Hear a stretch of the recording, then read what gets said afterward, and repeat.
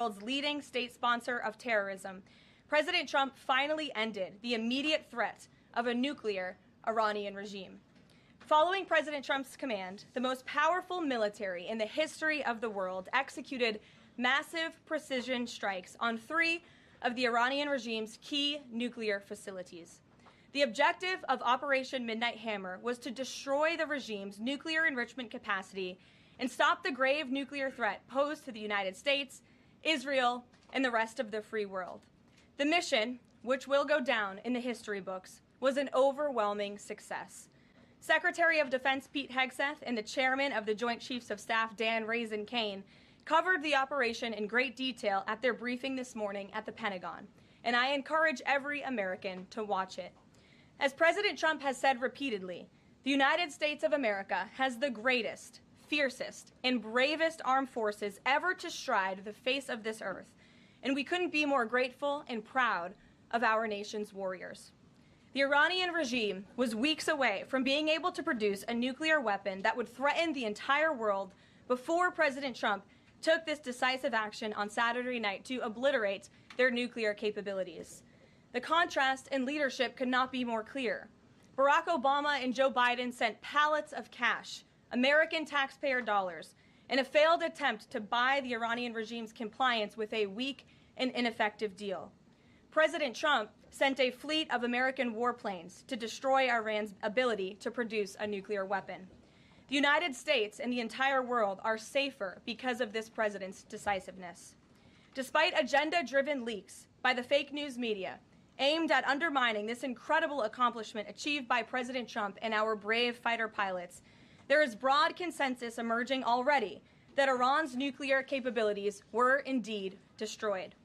The United States, Israel, the United Nations, and even Iran all agree they can no longer build a nuclear weapon. So why did the president immediately turn to obliterating after the Iranian nuclear threat? Securing peace. Within 48 hours of the devastating strike, President Trump and his team brokered a historic ceasefire between Israel and Iran and officially ended the 12-day war. The Middle East is now shifting away from chaos and bloodshed and moving toward the beginning stages of a new era of peace and stability that President Trump has long called on them to achieve. This was unthinkable at this time last week, and this is what peace through strength looks like. Under President Trump, America will relentlessly advance our interests without being dragged into endless wars. His fearless leadership guarantees America is once again respected across the world. Just look at what he was able to accomplish at the NATO summit in the Netherlands. Many of you were there. Our allies agreed to invest 5% of their GDP annually in defense because President Trump demanded it. This will be the most significant reinforcement of NATO's collective defense in the history of the NATO alliance. And as a result, the United States of America will carry less of the burden, and our NATO allies will be stronger than ever before. As NATO Secretary General Rutte put it, for too long, one ally, the United States, and our taxpayers, I may add, carried too much of the burden of that commitment. And that changes today. President Trump made this change possible. We will produce trillions more for our common defense to make us stronger and fairer by equalizing spending between America and our allies. This is the Trump effect. This is what the president meant when he declared that America is back. Now, back here at home, Americans are paying much cheaper prices for gasoline this summer, as both the Wall Street Journal and the New York Times pointed out today. Here's how the Wall Street Journal put it. Hitting the road this summer won't bring as much of a big hit to your wallet. The national average for a gallon of regular gasoline is about 23 cents cheaper than this time last year. Analysts say plentiful supply is expected to keep prices down in the coming months. These are the cheapest gas prices at this point of the summer since 2021. And despite all the doom casting from liberal pundits, oil prices on Tuesday were lower than before the Israel-Iran conflict began. As President Trump continues to unleash American energy, our country will have even more efficient, reliable, and affordable energy to protect our national security and fuel our people. Later this afternoon here at the White House, the president will host a One Big Beautiful event in the East Room to rally Republicans to get the One Big Beautiful bill across the finish line. At that event, he will be joined by everyday Americans from across the country who will massively benefit from the common sense policies and provisions within this bill. This is the largest tax cut for working and middle-class Americans in history, and it's going to put more money into the pockets of hardworking Americans. Families will see an average increase in take-home pay of more than $10,000 per year. Americans earning between $30,000 and $80,000 per year will see a 15% tax cut. Overtime and tipped workers will save thousands of dollars annually. And our amazing seniors will receive historic financial relief by reducing the tax burden on their Social Security benefits. Simply put, this bill is going to unlock the golden age of America. And we look forward to continuing to work with the Senate and the House to see this bill on the President's desk for signature by Independence Day.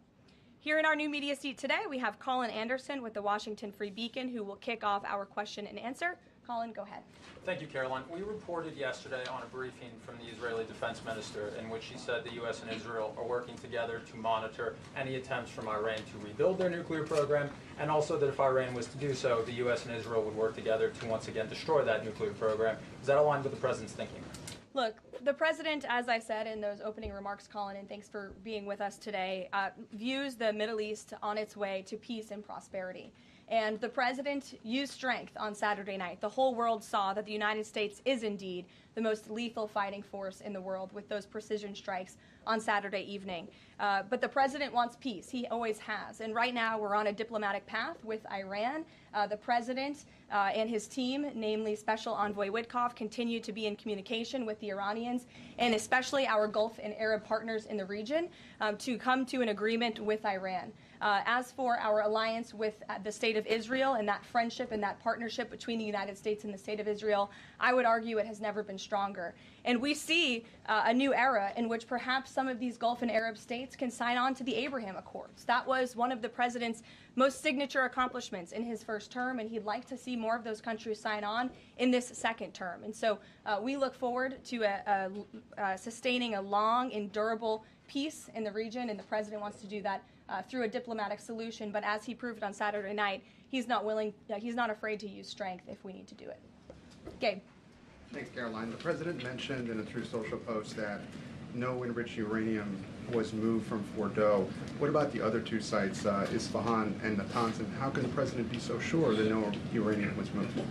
Well, what I can assure you is that the United States and our intelligence agencies and Director Ratcliffe and the president's entire national security team were obviously watching these sites very closely in the weeks and the days leading up to the attack on Saturday, which I will add was one of the most secretive and successful operations in United States history. I think many of you in this room would agree with that because none of you in this room knew about the strike on Saturday until it took place. So we were watching closely, and there was no indication to the United States that any of that enriched uranium was moved prior to the strike. From any of the sites? Correct. And then one more thing, Caroline. Next week, the president mentioned that there'd be talks with Iran. Didn't mention any details, and Iran has not confirmed them. Can you share any details about any potential talks next week? We don't have anything scheduled as of now, but I spoke to our Special Envoy Witkoff at length this morning, and I can assure all of you we continue to be in close communication with the Iranians and through our intermediaries as well, namely the Qataris, who have been an incredible ally and partner throughout this entire effort. And as I said, this administration is always focused on diplomacy and peace, and we want to ensure we can get to a place where Iran agrees to a non-enrichment civil nuclear program. And there are many other requests that the United States has. Those details continue to really, they're just starting. Of course, the operation was just on Saturday night, but we are in touch. And if there is a meeting, we will let you know, as we always do. Brian. Thank you, Caroline. There's two. One on trade. On the July deadline that's coming up for the trade deals, is that deadline still hard and fast for the president, or is he now considering even coming to trade deals after that deadline, and where is he on that going forward? I think the president has been asked this quite a few times by many of you in the media. I've heard him answer it at press conferences and at gaggles. He just spoke about it on Air Force One. The deadline is not critical. The president can simply provide these countries with a deal if they refuse to make us one by the deadline, and that means the president can pick a reciprocal tariff rate that he believes is advantageous for the United States and for the American worker, and he will continue to do that. But as for the deals, our United States Trade Ambassador, Jamieson Greer, I speak to him frequently. He's working very hard, and he has had very good and productive discussions with many of our key trading partners. And on the One Big Beautiful Bill, there's conversations on the Hill right now about the Medicaid cuts. Yeah, I'm curious if the final bill that the president's been talking about comes to him and it has Medicaid cuts in it, will he sign it, or would he rather just Congress do away with those cuts? I think our friends in both the Senate and the House know exactly where the president stands on Medicaid. He wants to get rid of the waste, fraud, and abuse, and they are working to do that in the Senate right now. Jennifer. Follow up on that, on the big beautiful bill, is there enough time for Congress to work through the issues it needs to work through? I'm saying, does the president need to move back his deadline a little bit? We expect that bill to be on the president's desk for signature by July 4th. I know that there was a ruling by the Senate parliamentarian this morning. Look, this is part of the process. This is part of the inner workings of the United States Senate, but the president is adamant about seeing this bill on his desk here at the White House by Independence Day. And then on Israel, is there a date set for the prime minister to visit the White House yet? Is he coming in a couple weeks? There isn't a date, but the prime minister has expressed interest in coming to the White House to meet with the president and come to Washington. The president is obviously very open to that, but we don't have a date. When we do, we'll let you all know. Kate. The president suggested he was open to sending more Patriot air defense missiles to Ukraine. Is that going to happen, and were there any other assurances that he made directly to Zelensky when they met? I'll let the president speak on that. That was a private conversation between he and President Zelensky, but the meeting was a good meeting, and it was a meeting towards progress, and the president, as he said, repeatedly wants to see this war come to an end, but I'll let him speak on that specific And point. Witkoff yesterday suggested that there would be more countries signing on to the Abraham Accords. What's the timeline on that, and which countries specifically is the administration looking to have sign on? Well, the president is certainly hopeful that more countries in the region will sign on to the Abraham Accords. Again, we want to see a long, withstanding, endurable peace in the Middle East, and that's the way to do it. And when the president met with the new president of Syria, that was one of the requests that he made for Syria to sign on to the Abraham Accords. I don't have a timeline for you, but this administration wants to see that happen, and our partners in the region should know that. Rachel. Thanks so much. Just to follow back up on the meeting that the president mentioned about wanting to have this meeting with the Iranians next week. Clearly there's a willingness here from the administration to want to meet with Iranian officials. What is the holdup here in trying to schedule it? Are you experiencing any resistance from the Iranians? No, have some patience. We just had this strike on Saturday night. The president secured a ceasefire. A lot has happened in the last week. He was just in the Netherlands. Now he's back home to have a big event this afternoon on the One Big Beautiful Bill and get our domestic priorities across the finish line. So we'll get there, and like I said, we're in constant communication. And just one more, just the goal of the meeting. The president mentioned yesterday that it may not be necessary to have an agreement with the Iranians. What is the purpose, what would be the goal of this meeting? Again, to continue moving forward towards a long-standing peace in the Middle East. Jordan. Yes, Karoline, thank you. So the president had some harsh words for both Israel and Iran on Tuesday as he was departing from the NATO summit after they both violated the ceasefire. He said, what's your response to Americans who are worried the peace isn't going to last and think that Israel is trying to plunge us into another endless war on their behalf? I think the fact that the president was able to successfully negotiate a ceasefire when nobody thought that was possible, it was a surprise to everyone in this room. It was a surprise to the world, but the president got it done because he wants to see peace in this world. He does not want the United States to be dragged into these conflicts. Again, he's not afraid to use strength if he has to, but the president has already proven he can put America first and deliver on peace at the same time. They're not mutually exclusive goals. And then one more. After Kari Lake, she testified in the House Foreign Affairs Committee on the waste, fraud, and abuse and the rot, really, in Voice of America and USAGF. The president called for Congress to kill it. What does that look like, and is the president willing to sign an executive order? Well, I believe that action would have to be legislative through Congress, and the president directed Congress to get that done in his Truth Social post yesterday. If there is any executive action that can be taken to cut some of the waste, fraud, and abuse or do away with the program entirely, I'm sure our great Deputy Chief of Staff, Stephen Miller, is already looking into it. And if it can be done, it will be done here at the White House. But Congress should act as well.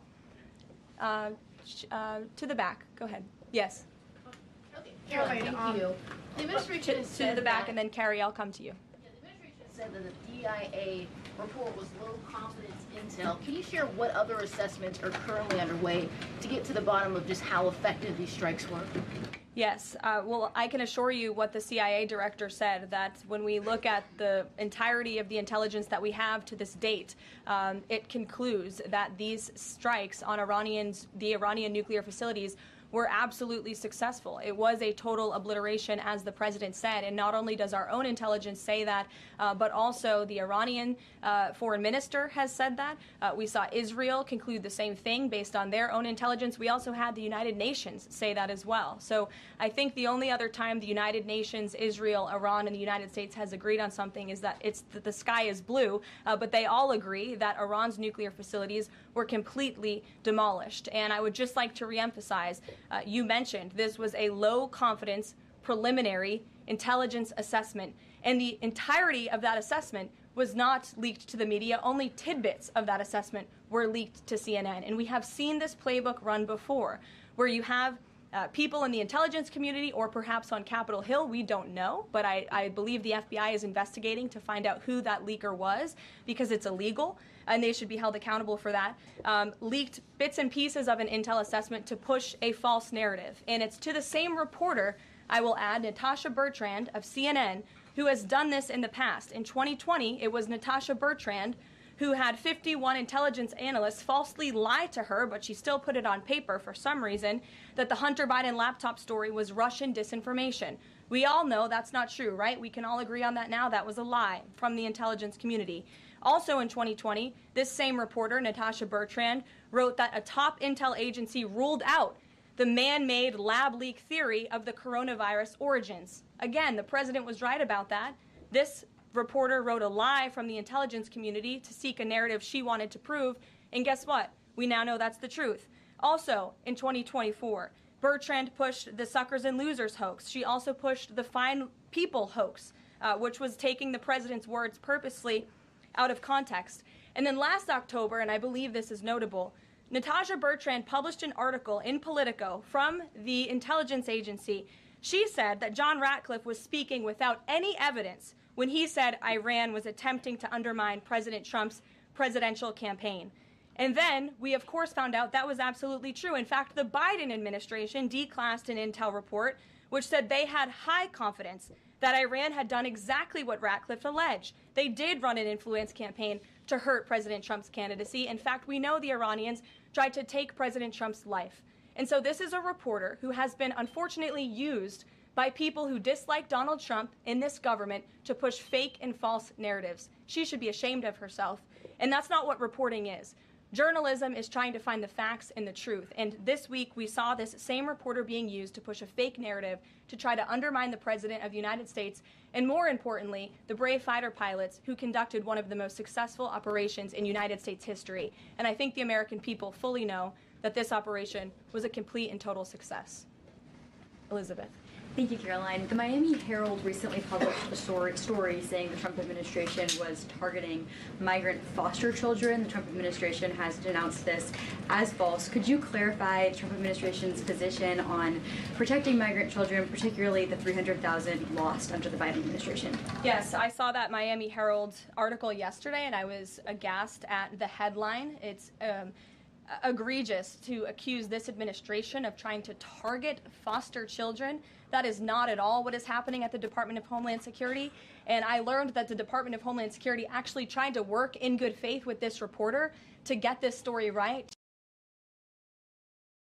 to explain that this administration is trying to protect foster children. We are trying to keep children out of harm's way, even if that means their parents are not law-abiding citizens. We want to protect children, unlike the previous administration, which allowed children to be trafficked and raped, and in some cases killed because of the open border policies. Unfortunately, the Miami Herald just completely degraded themselves with this report, despite having a full list of facts from the Department of Homeland Security. It's another example of fake news. And the May border numbers speak for themselves. Not a single illegal alien was allowed into this country because of this administration's border policies in the month of May. That means not a single child was allowed into this country, possibly with human smugglers or human traffickers. And we know that was happening at the rate of thousands and thousands of children every single month.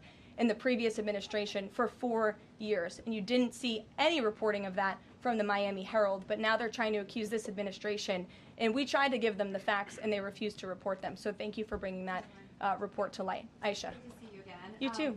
I know you're looking for You're this. usually on the Hill. I know, I'm here today. I know you're looking for this leaker. Is it your belief, I know you said earlier you're not sure if it's on Capitol Hill or at the Pentagon, but is it your belief that it might be in Capitol Hill, and how confident are you that you'll find this leaker? Well, I'm not personally looking for the leaker. The FBI is looking for the leaker, so you'll have to ask them in the Department of Justice in terms of this investigation. But leaking top secret classified intelligence is a crime, and people need to be held accountable for that crime. Can I just ask you about how you're going to be limiting intel to Congress? What would you say to lawmakers who say they have oversight privileges, they need this information? This administration wants to ensure that classified intelligence is not ending up in irresponsible hands, and that people who have the privilege of viewing this top secret classified information are being responsible with it. And unfortunately, clearly, someone who had their hands on this, and it was a very few people, few number of people in our government who saw this report, that person was irresponsible with it, and we need to get to the bottom of it, and we need to strengthen that process to protect our national security and protect the American public. Mary Margaret, go ahead. Thank you, Caroline. Sure. You just laid out a lot of different stories about disinformation that Natasha, excuse me, that Natasha Bertrand had pushed during her time at Politico and at CNN. Why would any member of the Trump administration leak anything to her? Well, again, as I just said, we're investigating who that leaker was. It could have been someone in the intelligence community, or it could have been someone on Capitol Hill who had access to this document. The FBI is searching for that person. Go ahead. Thanks, Caroline. The president was And obviously... clearly it was done to undermine the president, to answer your question. And I'm sorry, I really wanted to follow up on that really quickly. Before the strikes on Iran, we saw a number of other leaks about Tulsi Gabbard, the Vice President Vance. Is there an effort to divide the president's team when it comes to these leaks and which reporters they choose? I do believe there's an effort on the outside of this building to try to divide the president's team on the inside, and sometimes you have to look at these headlines and laugh, because I've been in meetings where I know these things are absolutely not true, and again, we do our best here, I believe, to try to push back and correct the record with all of you, but there is fake reporting. That's just the reality of this country, unfortunately, but I can assure you the president's team is strong, especially the national security team. Everyone is very proud of the president, of our commander-in-chief, and of our military for the successful operation that took place on Saturday night. Thanks, Caroline. The President was obviously very pleased with getting his NATO allies to increase defence spending. He's made the same demands of Asia-Pacific allies of the United States, including Australia, where I'm from. How does the NATO result impact negotiations with Asia-Pacific allies? Does it, for say, strengthen the President's resolve to say, well, our NATO allies have done it, now you need to do it too? Yeah, I mean, look, if our allies in Europe and our NATO allies can do it, I think our allies and our friends in the Asia-Pacific region can do it as well. But as for our specific relations in those discussions, I'll let the president speak on those. And can I just ask as well, when he had to leave the G7 early, he missed out on a number of bilateral meetings that were scheduled with other world leaders, including the Prime Minister of Australia. Obviously, President Zelensky, he's managed to meet since then, but are there plans afoot to make up for those meetings with the world leaders that he missed out on? Yeah, I think many of those world leaders understood the situation happening in the Middle East and the urgency and the need for the president to get back to Washington to monitor that situation. And obviously that was the right call, considering the success of not only the operation on Saturday night, but also the ceasefire that the president has since brokered on behalf of not just our country, but the entire world, frankly. But he has made up a couple of those meetings, and he has had direct phone calls with some of those leaders he was supposed to meet with as well. Not all. Ed. Oh yeah, thanks, Caroline. So to clarify on trade, so what happens to the countries other than China on July 9th? That's a decision for the president to make, and I will let him make it. Okay, and secondly, so now that oil is just about upper $60s a barrel, When's the administration going to start refilling the Strategic Petroleum Reserve? That's, again, a decision for the president to make and our Secretary of Energy. There's no imminent plans to do that, from what I understand.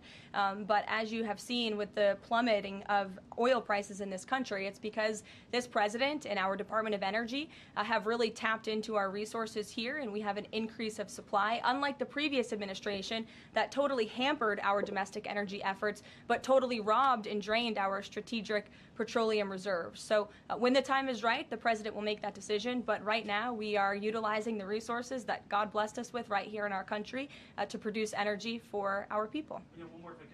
On the One Big Beautiful Bill, does the president believe the parliamentarian of the Senate should be removed?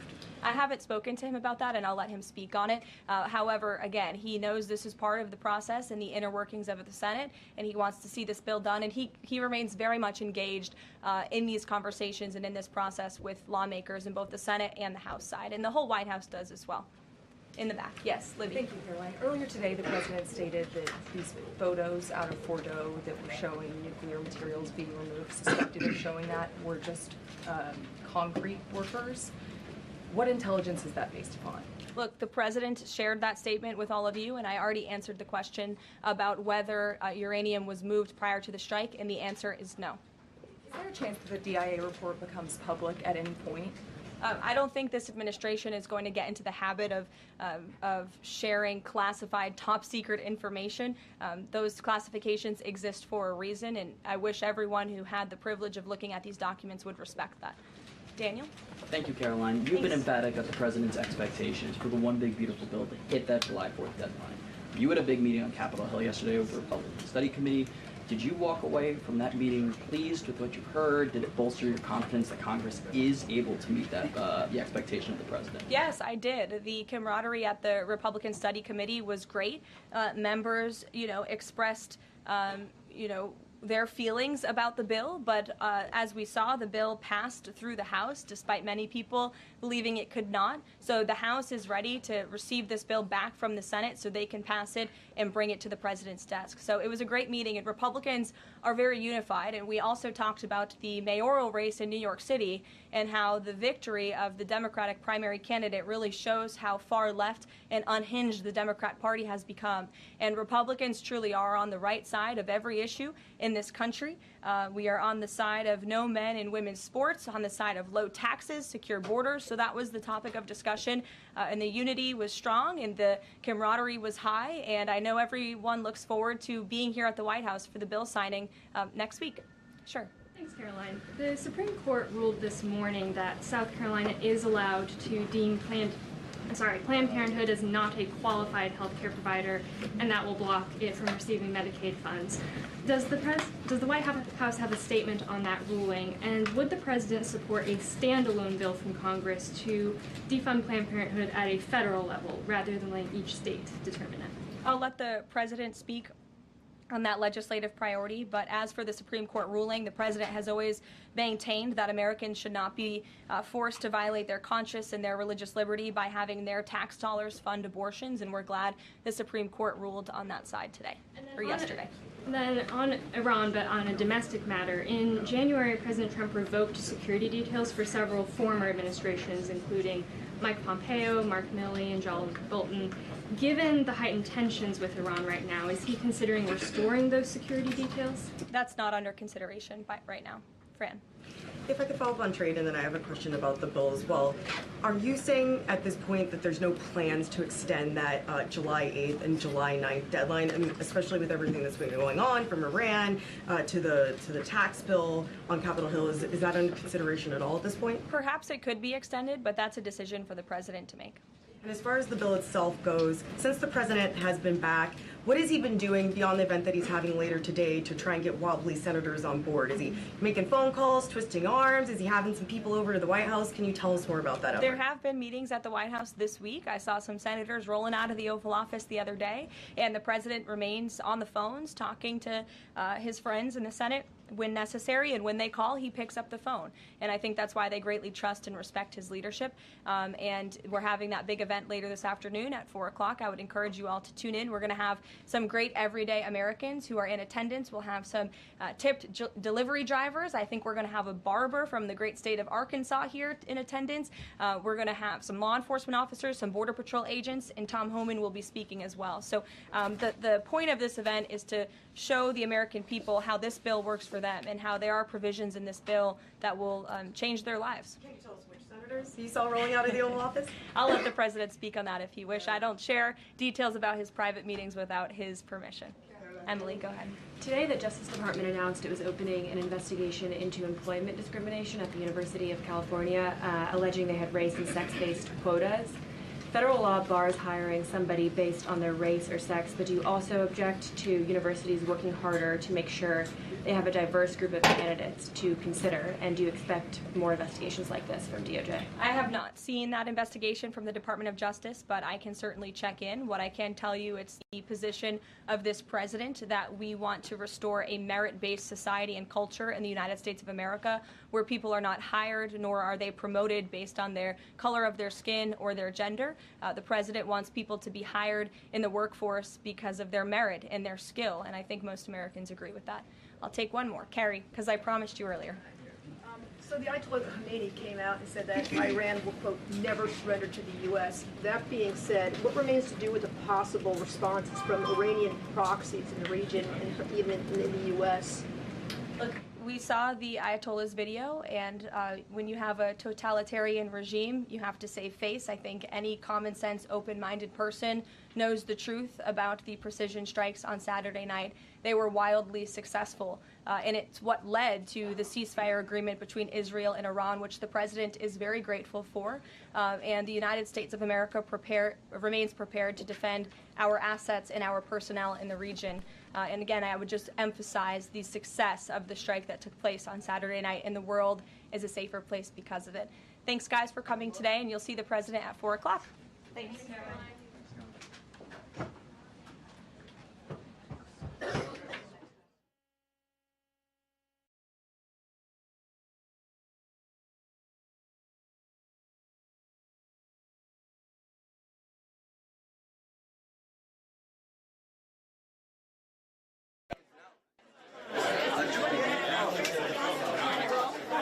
No, it's like stay here. We have a life.